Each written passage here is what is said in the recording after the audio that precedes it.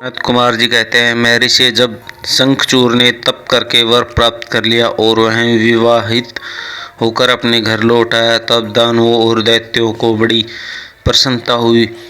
वे सभी असुर तुरंत ही अपने लोक से निकलकर अपने गुरु शुक्राचार्य को साथ लेकर दल बनाकर उसके निकट आए और विनय पूर्वक उसे प्रणाम करके अनेकों प्रकार से आदर प्रदर्शित करते हुए उसका स्तोत्र करने लगे।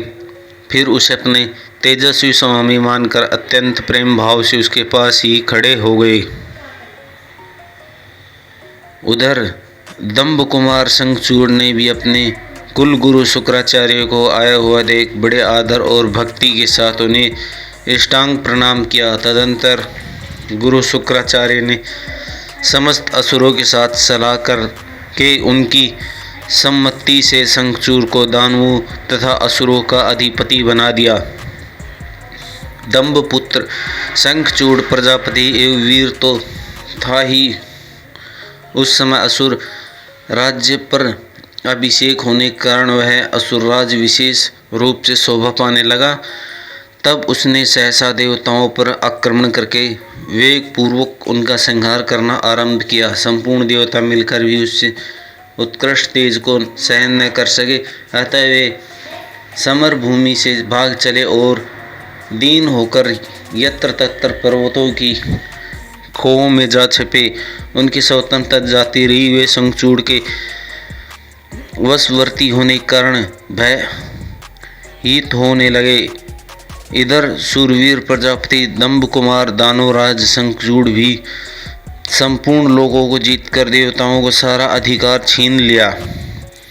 वह त्रिलोकी अपने अधीन करके संपूर्ण लोगों पर शासन करने लगा और स्वतंत्र इंद्र बनकर सारे यज्ञ भागों को भी हड़पने लगा तथा अपनी शक्ति से कुबेर, सोम, सूर्य, अग्नि, यम और वायु आदि के अधिकारों का भी पालन कराने लगा। उस समय महान बल पराक्रम से संपन्न महावीर शंखचूड़ समस्त देवताओं, असुरों, दानवों, राक्षसों, गंधर्वों, नागों, किन्नरों, मनुष्य तथा त्रिलोकी के अन्याय प्राणियों का एक छत्र राज्य सम्राट था। इस प्रकार महान राजेश्वर शंखचूड़ बहुत ही वर्षों तक संपूर्ण भुवनों के राज्य का उपभोग करता रहा। उसके राज्य में न अकाल पड़ता था, न महामारी, न अशुभ ग्रहों का प्रकोप होता था। आदि व्याधि भी अपनी प्रभाव नहीं डाल पाती थी। यूँ सारी प्रजा सदा सुखी रहती। पृथ्वी विनाश होते ही अनेक प्रकार के धन धान्य उत्पन्न करती थी। नाना प्रकार की औषधियाँ, उत्तम फलों और रसों से युक्त उत्तम मणियों से खदानें थी। समुद्र अपने तटों पर निरंतर ढेर के ढेर रत्न बिखेरते रहते थे। वृक्षों में सदा पुष्प फल लगे रहते थे। सरिताओं में सुस्वाद नीर बहता था। देवताओं अतिरिक्त सभी जीव सुखी थे। उनमें किसी प्रकार का विकार नहीं उत्पन्न होता था। चारों वर्णों और आश्रमों के सभी लोग अपने अपने धर्म में स्थित रहते थे। इस प्रकार जब वह त्रिलोकी का शासन कर रहा था, उस समय कोई भी दुखी नहीं था। केवल देवता भ्रातृद्रोह दुखी उठा रहे थे। मुनि महाबली शंखचूड़ गोलोक निवासी श्री कृष्ण का परम मित्र था। साधु स्वभाव वाला वह सदा श्री कृष्ण की भक्ति में निरत रहता था। पूर्वापास से उसे दानवी योनि में जन्म लेना पड़ा था, परंतु दानव होने पर भी वह उसकी बुद्धि दानव की सी नहीं थी। प्रिय व्यास जी तदंतर जो पराजित होकर राज्य से हाथ धो बैठे थे, वे सभी सूरगण तथा ऋषि परम मंत्रणा करके ब्रह्मा जी की सभा को चले। वहां पहुंचकर उन्होंने ब्रह्मा जी का दर्शन किया और उसके चरणों में अभिवादन करके विशेष रूप से उनकी स्तुति की। फिर अकालुतापूर्वक अपना सारा वृत्तांत उन्हें कह सुनाया। तब ब्रह्मा उन सभी देवताओं तथा मुनियों को ढाढ़स बंधाकर उन्हें साथ ले सत्पुरुषों का सुख प्रदान करने वाले वैकुंठ लोकों में चल पड़े। वहां पहुंचकर देवगणों सहित ब्रह्मा ने रमापति का दर्शन किया। उनके मस्तक पर किरीट सुशोभित था, कानों में कुंडल झलकमाला रहे थे और कंठ वरमाला से विभूषित था।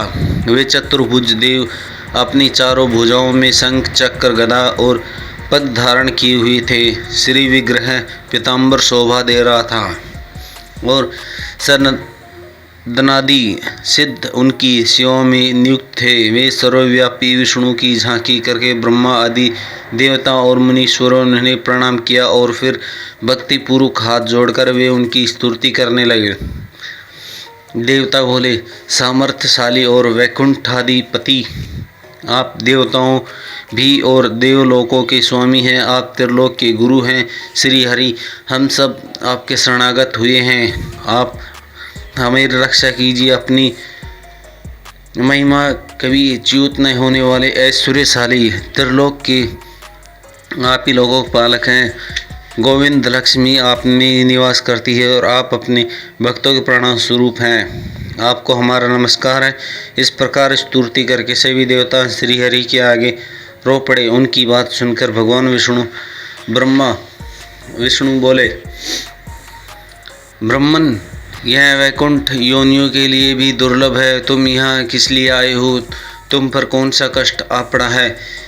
वह यथार्थ रूप से मेरे सामने वर्णन करो। सनत कुमार जी कहते हैं, मुनि श्री हरि का वचन सुनकर ब्रह्मा जी ने विनम्र भाव से सिर झुकाकर उन्हें बारंबार प्रणाम किया और अंजलि बांधकर परमात्मा विष्णु के समक्ष स्थित हो देवताओं के कष्ट के भारी हुए शंखचूड़ की सारी करतूत कह सुनाई।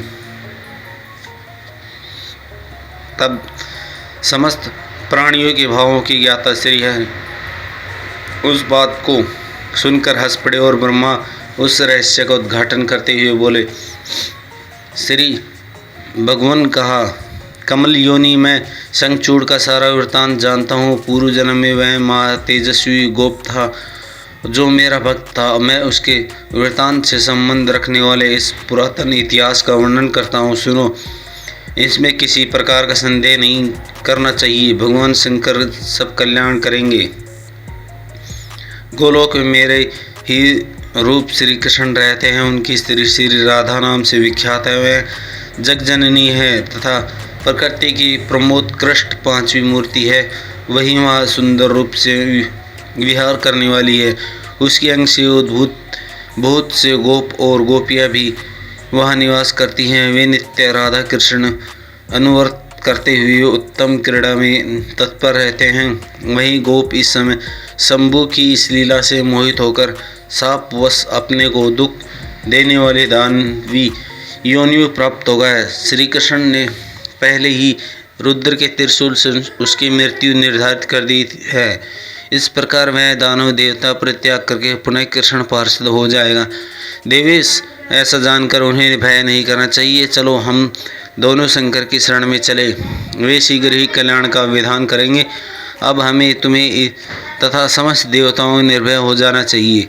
सनत कुमार जी कहते हैं, मुनि यूं कहकर ब्रह्मा जी सहित विष्णु शिव लोक को चले। मार्ग में मन ही मन भक्तवत्सल्य सर्वेश्वर शंभु का स्मरण करते जा रहे थे। व्यास जी इस प्रकार वे रमापति विष्णु ब्रह्मा के साथ उसी समय उस शिवलोक में जा पहुँचे। वे महान दिव्य निराधार तथा भौतिक तत्वों से रहित थे।